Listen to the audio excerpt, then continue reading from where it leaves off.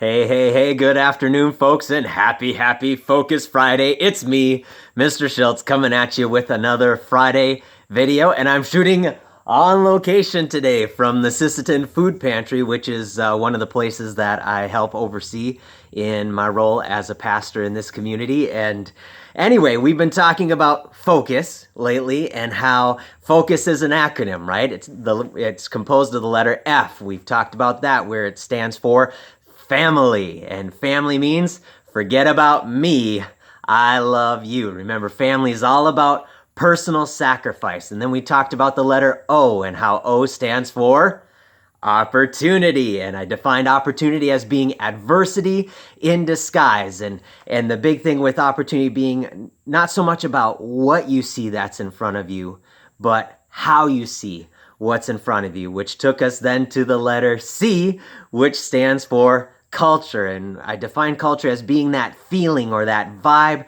that you get when you walk into a place, right? The feeling or the vibe of our school. And the secret to culture is you get to decide. We talked about the difference between being a thermometer versus being a thermostat and how thermometers fluctuate depending on the atmosphere that surrounds them, but thermostats set the temperature. And as a thermostat in our school, I want to set the culture. If I want our school to be a positive place, boy howdy, I better be doing something about it, which brings us to today's letter, the letter U, which stands for unity. Now, the almighty Google defines unity as being the state of being united or joined as a whole. All right, I'm going to say that again. The state of being united or joined as a whole. Now, what I notice in that definition of unity is that unity does not mean uniformity. What do I mean? In order to have unity, you don't have to look, act, and think exactly the same. Think about pizza, for example, right? Pizza mainly is composed of, right, dough, sauce, and cheese, and then everything else, right, is open to interpretation, right? But you've got to have at least dough, sauce, and cheese, right? Okay, well, if you just had dough, you wouldn't have pizza. If you just had sauce, you wouldn't have pizza. If you just had cheese, you wouldn't have pizza, right? It takes all three of those components working together to create pizza, and that's what unity is. It's different components working together to accomplish a task. Think about this ministerial association, right?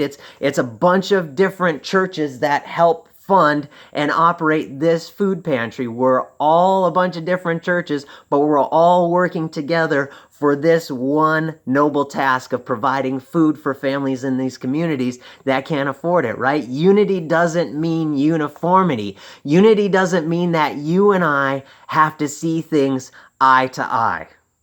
All right? There's room for disagreement within unity. Unity doesn't mean that we have to see things eye to eye, but what it does mean is that we get to face things cheek to cheek, right?